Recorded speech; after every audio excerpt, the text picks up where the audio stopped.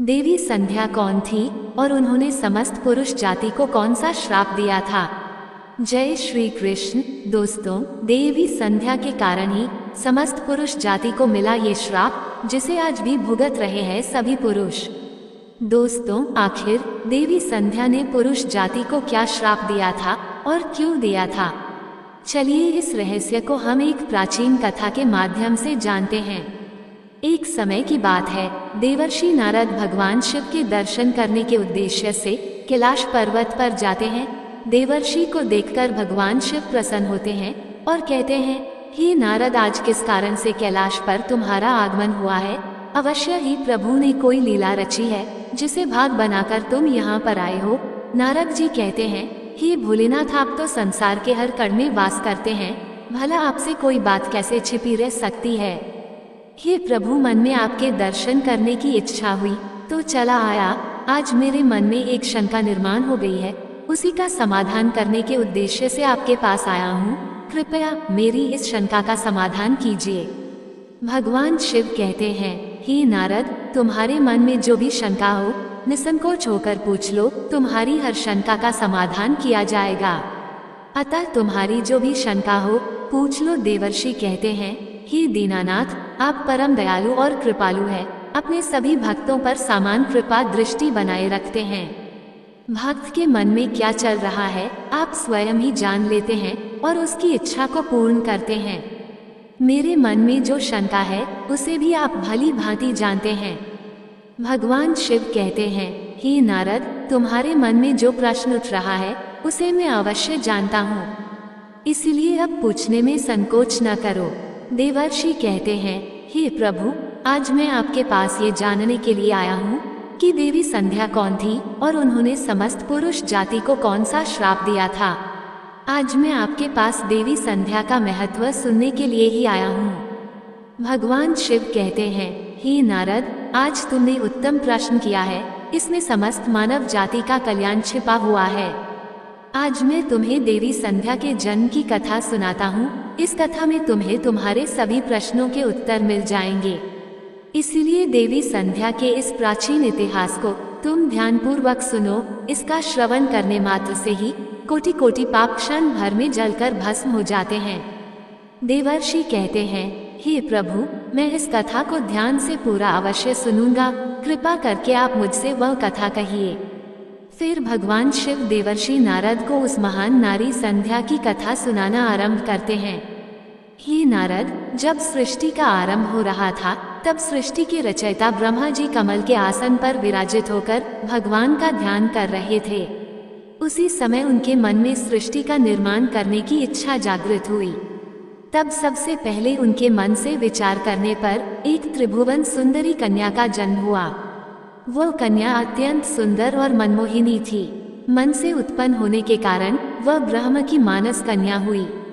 ब्रह्मा जी उस समय ध्यान कर रहे थे और ध्यान करते समय वह कन्या उत्पन्न हुई, इसलिए उसका नाम संध्या हुआ। जब ब्रह्मा जी ने उस अत्यंत सुंदर स्त्री की ओर देखा तो कुछ क्षणों के लिए ब्रह्मा जी का मन विचलित हो गया। उसका मनमोहन रूप देखकर ब्रह्मा जी मोहित हो गए और उनके मन में काम भाव जागृत हुआ। ब्रह्मा जी की ऐसी कुपित दृष्टि पड़ते ही उस देवी का तेज नष्ट हो गया, जिससे वह देवी संध्या बहुत दुखी हो गई और उस स्थान को छोड़कर चली गई। हे नारद, ब्रह्मा जी के मन में किसी भी प्रकार का विकार उत्पन्न नहीं हो सकता, किंतु प्रभु की लीला तो देखिए। उन्होंने अपनी लीला दिखाने के लिए ब्रह्मा जी के मन में विकार डाल दिया। इस विकार के कारण ब्रह्मा जी के मन में कुछ क्षणों के लिए काम का भाव उत्पन्न हो गया। प्रभु की ऐसी लीला रचना के पीछे समस्त मानव जाति का कल्याण छिपा हुआ था। इसलिए अब तुम प्रभु की इस विचित्र लीला को ध्यान से सुनो। ब्रह्मा जी के ऐसे व्यवहार से देवी संध्या अत्यंत दुखी होकर चंद्रभाग पर्वत पर ध्यान करने के लिए चली गई। वहां जाकर उसके मन में इस बात की चिंता सताने लगी कि मैं तपस्या किसकी करूं, किस भगवान की आराधना करूं। इसी विचार से वह पृथ्वी लोक पर ब्रह्मलोहित नाम के सरोवर के पास चली गई और वहीं पर खड़ी हो गई। फिर महर्षि वशिष्ठ उसी स्थान से गुजर रहे थे तो उन्होंने देवी संध्या को सरोवर के पास खड़ा हुआ देखा। देवी संध्या को अकेले उस स्थान पर देखकर महर्षि वशिष्ठ उसके पास चले गए और पूछने लगे, तुम कौन हो, किसकी पुत्री हो, इस भयंकर वन में किस लिए घूम रही हो? यदि कोई गोपनीय बात ना हो तो अवश्य तुम्हारा उद्देश्य बताओ। तब देवी संध्या ने उनके साथ जो हुआ वह बताया और कहा, इस पर्वत पर तपस्या करने के उद्देश्य से आई हूँ। कृपया आप मुझे बताइए, मैं किसकी तपस्या करूं? मुझे अब इस दौर से कौन मुक्ति दिलाएगा तथा तपस्या कैसे करनी चाहिए? कृपया मुझे उपदेश देकर अनुग्रहित कीजिए। संध्या की बात सुनकर महर्षि वशिष्ठ कहने लगे, हे देवी, तुम भगवान नारायण की तपस्या करो। ओम नमो नारायणाय नमः इस महामंत्र का जाप करो। जब तक भगवान के दर्शन ना हो तब तक इस मंत्र का जाप करती रहो। स्वच्छ वस्त्र पहनकर उत्साह और प्रेम के साथ इस नियम का पालन करो। मौन धारण करते हुए भगवान के नाम का जाप करो। तुम्हारी भक्ति से प्रसन्न होकर भगवान विष्णु तुम्हें अवश्य दर्शन देंगे। इस प्रकार से महर्षि वशिष्ठ देवी संध्या को उपदेश देकर वहां से चले गए। देवी संध्या को अब तपस्या का मार्ग मिल गया। उसके हर्ष की सीमा ना रही और वह बड़े आनंद के साथ श्री हरि की तपस्या में लग गई। वह महर्षि के बताए हुए नियमों का पालन सावधानी से करने लगी। इस प्रकार सभी नियमों का पालन करते हुए देवी संध्या ने 4 युगों तक अपनी तपस्या चालू रखी। उसका व्रत, तपस्या, भगवान के प्रति श्रद्धा को देखकर सभी देवताओं को बड़ा आश्चर्य हुआ। भगवान विष्णु भी देवी संध्या की तपस्या से अत्यंत प्रसन्न हुए और फिर वह मनोहर चतुर्भुज रूप धारण करके उसके सामने प्रकट हुए और देवी संध्या से कहने लगे, हे देवी उठ जाओ, मैं तुम्हारी भक्ति से अत्यंत प्रसन्न हूँ। भगवान विष्णु की मनोहर छवि देखकर देवी संध्या शीघ्रता से खड़ी हो गई। भगवान का वह रूप सैकड़ों सूर्य के समान तेजवान दिखाई पड़ रहा था। भगवान के ऐसे रूप को देखकर देवी संध्या स्तब्ध हो गई। उसे समझ में नहीं आ रहा था कि वह क्या करे और क्या न करे। उसके मन में भगवान की स्तुति करने की अभिलाषा हुई, किंतु वह भगवान के उस रूप को देखकर कुछ भी बोल नहीं पा रही थी। फिर भगवान विष्णु देवी संध्या की मनोदशा को जान लिए और उसे दिव्य ज्ञान, दिव्य दृष्टि तथा दिव्य वाणी प्रदान की। फिर देवी संध्या बड़े उत्साह से भगवान विष्णु की स्तुति करने लगी। उसके एक एक वाक्य में उसकी भक्ति और समर्पण दिखाई पड़ रहा था। तपस्या के कारण संध्या का शरीर अत्यंत क्षीण और कमजोर हो गया था। तब भगवान ने अपनी अमृतमय दृष्टि डालकर उसके शरीर को हष्ट-पुष्ट बना दिया और मधुर वचन में उसे कहने लगे, देवी, तुम्हारी तपस्या से मैं अत्यंत प्रसन्न हूँ। तुम अपनी इच्छा के अनुसार वर मांग लो। फिर देवी संध्या ने कहा, हे प्रभु, यदि आप मुझ पर प्रसन्न हैं, मुझे वरदान देकर अनुग्रहित करना चाहते हैं, तो मैं पहला वरदान यह मांगती हूँ कि संसार में जितने भी प्राणी हैं, पैदा होते ही उनके मन में काम का विकार उत्पन्न ना हो। दूसरा वरदान मैं यह मांगती हूँ कि मेरा पतिव्रत धर्म कभी खंडित ना हो। और तीसरा वरदान मुझे ये दीजिए कि अपने पति के अलावा किसी अन्य पुरुष के प्रति मेरे मन में आसक्ति ना हो।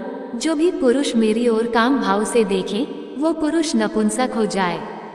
फिर भगवान विष्णु ने वरदान देते हुए कहा है, कल्याणी, आज तुमने संसार के कल्याण के लिए उत्तम वर मांगा है, इसीलिए आज से ही पैदा होने के बाद किसी भी प्राणी में कामवासना का भाव नहीं होगा।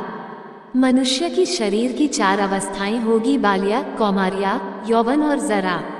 मनुष्य को कौमार्य अवस्था के अंत में ही काम भाव का उदय होगा। तुम्हारी इस तपस्या से आज मैंने यह मर्यादा निश्चित कर दी है। संसार में कोई भी प्राणी पैदा होते ही काम भावना से युक्त नहीं होगा। तुम्हारे सतीत्व की प्रशंसा तीनों लोकों में होगी और तुम्हारे पति के अलावा जो भी पुरुष तुम्हें काम की दृष्टि से देखेगा वह तुरंत ही नपुंसक हो जाएगा। तुम्हारे पति बड़े भाग्यवान, तपस्वी, सुंदर तथा तुम्हारे साथ 7 कल्पों तक जीवित रहने वाले होंगे। हे देवी, तुमने जो जो वर मांगे हैं मैंने वह प्रदान किए हैं। अब मैं तुम्हारे मन की बात कहता हूँ। पहले तुमने अग्नि में अपने शरीर को त्याग देने की प्रतिज्ञा की थी। ये प्रतिज्ञा तुम्हें इसीलिए करनी पड़ी क्योंकि ब्रह्मा की दृष्टि तुम पर पड़ चुकी थी।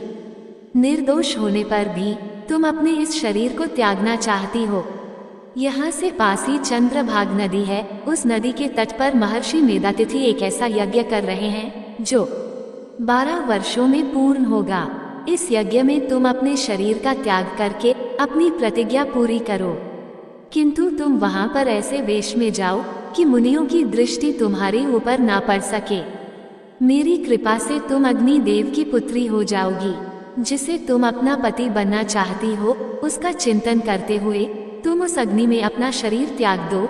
इतना कहकर भगवान विष्णु ने अपने हाथ से देवी संध्या के मस्तक को स्पर्श किया।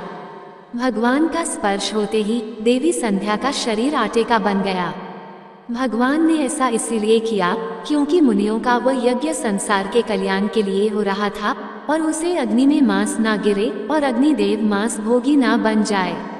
तदनंतर देवी संध्या अदृश्य होकर उस यज्ञ के स्थान पर गई।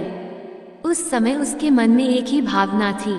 उसने पृथ्वी पर आते ही सबसे पहले महर्षि वशिष्ठ जी के दर्शन किए थे, इसीलिए उसने अपने मन में महर्षि वशिष्ठ जी को ही अपना पति मान लिया और उन्हीं का चिंतन करते हुए उन्होंने यज्ञ की अग्नि में अपने शरीर को त्याग दिया। फिर भगवान की आज्ञा से अग्नि देव संध्या के शरीर को सूर्य मंडल पर लेकर गए।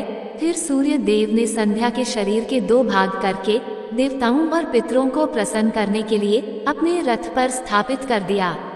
उसके शरीर का ऊपरी भाग प्रातः काल हुआ और शेष भाग संध्या काल हुआ। देवी संध्या के कारण ही सुबह सूर्योदय के समय को प्रातः संध्या कहा जाता है और सूर्यास्त के समय को संध्या काल कहा जाता है। इस प्रकार से देवी संध्या जो त्याग की मूर्ति थी, उन्होंने अग्नि में प्रवेश करके अपने जीवन को समाप्त कर दिया। भगवान विष्णु के वरदान से देवी संध्या दूसरे जन्म में अरुंधति के रूप में प्रकट हुई और बाद में ऋषि वशिष्ठ जी की पत्नी हुई।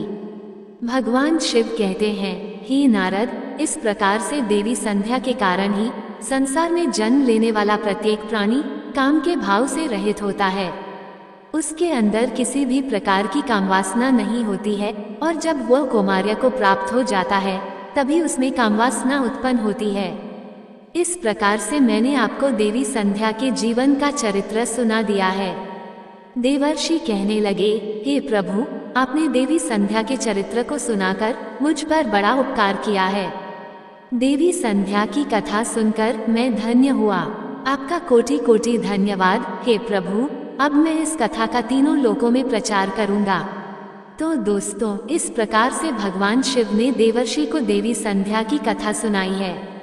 दोस्तों, आपको ये जानकारी और कथा कैसी लगी कृपया कमेंट करके जरूर बताएं और कमेंट में हर हर महादेव, जय श्री हरि विष्णु अवश्य लिखें।